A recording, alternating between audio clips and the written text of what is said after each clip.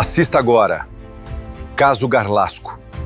O crime che voltou pelo DNA.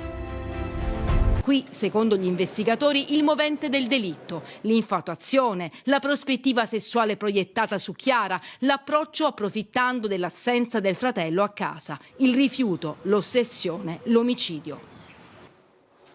Em uma pequena cidade italiana chamada Garlasco, um crime parecia ter sido encerrado para sempre. Havia uma vítima. Havia um namorado condenado. Havia uma sentença definitiva. E havia também uma pergunta que nunca desapareceu completamente. Quase 20 anos depois, essa pergunta voltou. Não por causa de uma testemunha, não por causa de uma confissão, mas por causa de algo quase invisível. Material genético encontrado sob as unhas de Chiara Poggi. E agora, a Itália encara uma possibilidade perturbadora. E se a justiça tiver encerrado o processo antes de encontrar toda a verdade? Este é o Arquivos Ocultos. E hoje, nós vamos entrar em um dos casos criminais mais discutidos da Itália. Um caso onde a perícia condenou, mas também pode ser a perícia que está fazendo tudo voltar. Garlasco é uma cidade pequena no norte da Itália. Um lugar onde a vida parecia seguir em ritmo comum. Ruas tranquilas, casas familiares, vizinhos que se conheciam. Mas no dia 13 de agosto de 2007, essa tranquilidade foi quebrada. Na casa da família Poggi, uma jovem de 26 anos foi encontrada morta. O nome dela era Chiara Poggi. A partir daquele momento, uma residência comum se transformaria em uma das cenas de crime mais analisadas da história recente italiana. Chiara tinha 26 anos. Era uma jovem formada, com uma vida aparentemente estável, família presente e uma rotina comum. Naquele dia, segundo a reconstrução do caso, ela estaria sozinha em casa. Não havia um cenário típico de invasão violenta. Não havia uma narrativa simples. E esse detalhe se tornaria importante. Para muitos investigadores, quem entrou naquela casa provavelmente não era um completo desconhecido. Em crimes assim, a primeira pergunta não é apenas como alguém entrou. É também, por que a vítima teria permitido a entrada? O corpo de Chiara foi encontrado dentro da própria casa. A cena era marcada por violência. Havia sangue. Havia sinais de agressão. Mas não havia uma arma encontrada. Não havia confissão. Segundo reportagens recentes, também não havia um motivo claro e indiscutível que explicasse o crime. Mesmo assim, a investigação logo se aproximaria de um nome: Alberto Stasi, o namorado de Chiara. O homem que disse ter encontrado o corpo. O homem que, anos depois, seria condenado pelo assassinato. Alberto Stasi entrou no caso em uma posição delicada. Ele era o namorado. Ele comunicou a descoberta. E como costuma acontecer em investigações de homicídio dentro do círculo íntimo, passou a ser observado com rigor. A acusação analisou horários, condutas, vestígios e possíveis contradições. Um dos pontos debatidos envolvia a dinâmica da entrada na casa e a ausência de certos sinais esperados em quem teria atravessado uma cena com sangue. Mas havia algo que sempre acompanhou a condenação como uma sombra. Stasi não confessou. A arma do crime não foi encontrada. E o caso passou por absolvições antes da condenação definitiva. O caminho judicial do caso Garlasco não foi simples. Alberto Stasi foi absolvido em fases anteriores. Mas o processo continuou. Recursos foram analisados.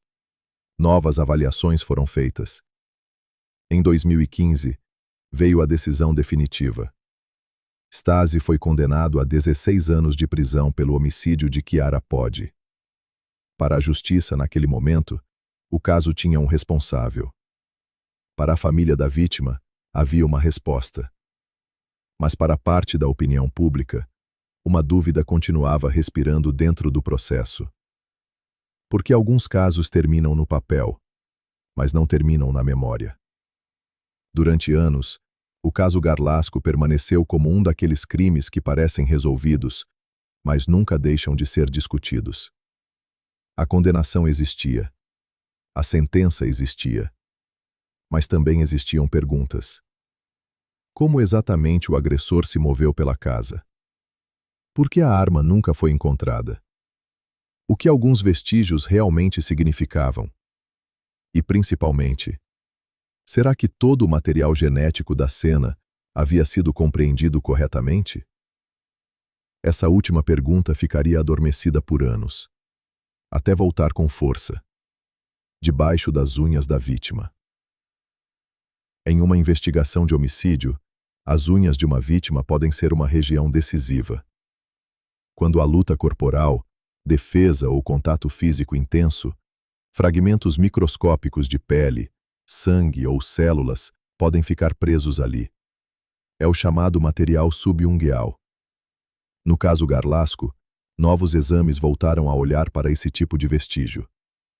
Segundo a nova investigação, DNA masculino encontrado sob 2 unhas de Chiara foi considerado compatível com Andrea Sempio.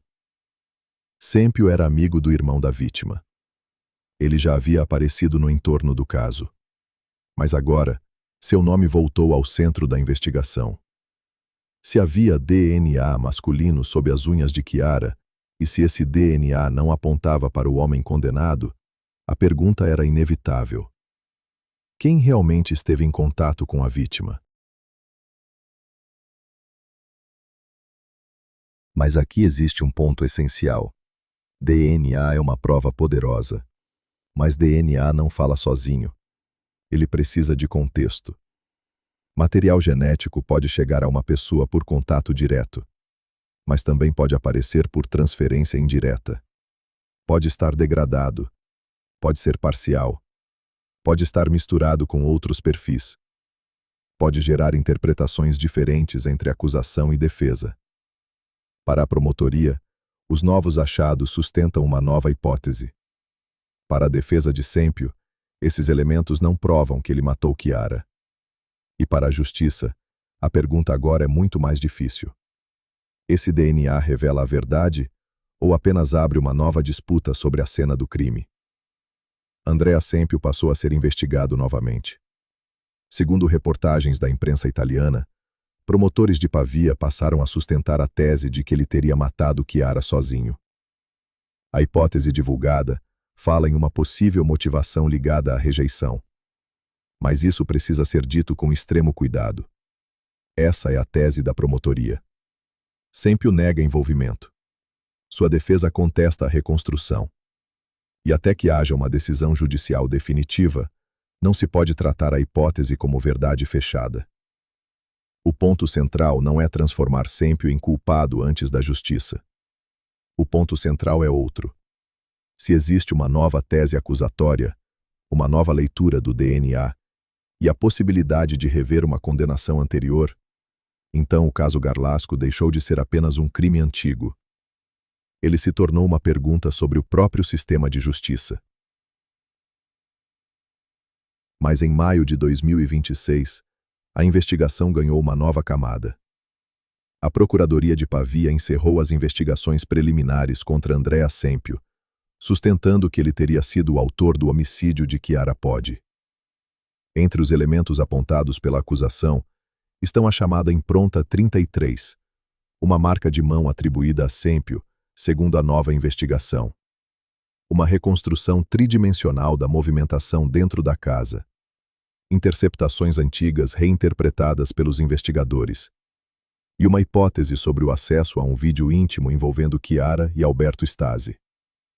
Mas isso ainda não é uma condenação. É uma tese acusatória. A defesa contesta. Sempio nega envolvimento. E a condenação definitiva de Alberto Stasi ainda existe, até eventual revisão judicial. Por isso, a pergunta agora ficou ainda mais delicada.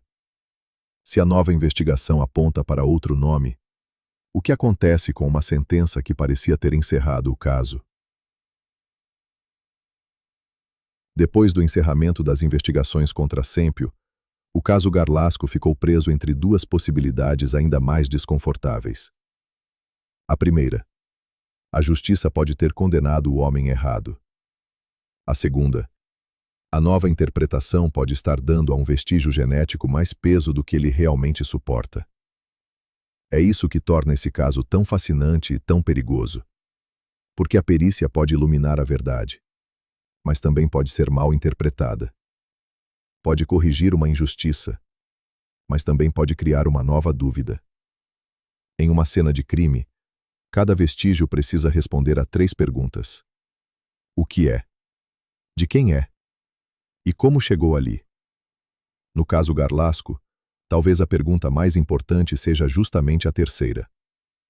Como aquele DNA chegou sob as unhas de Chiara Podi? Alberto Stasi foi condenado. Essa condenação existe. Ela marcou sua vida, sua história e a memória pública do caso. Mas agora, os próprios investigadores olham para outra direção. E isso levanta uma questão que ultrapassa a Itália. Quando uma sentença se torna definitiva, ela encerra o processo. Mas e quando a ciência volta anos depois? E quando uma prova antiga é lida com tecnologia nova? E quando o arquivo que parecia morto começa a sangrar novamente? O caso Garlasco não é apenas sobre quem matou Chiara Podi. É sobre o limite entre sentença e verdade. É sobre o peso de uma condenação. É sobre a fragilidade da memória pública. E sobre uma prova tão pequena que poderia ter passado despercebida para sempre. Às vezes, uma decisão judicial encerra um processo. Mas uma cena de crime não obedece ao silêncio dos arquivos. Ela guarda tudo.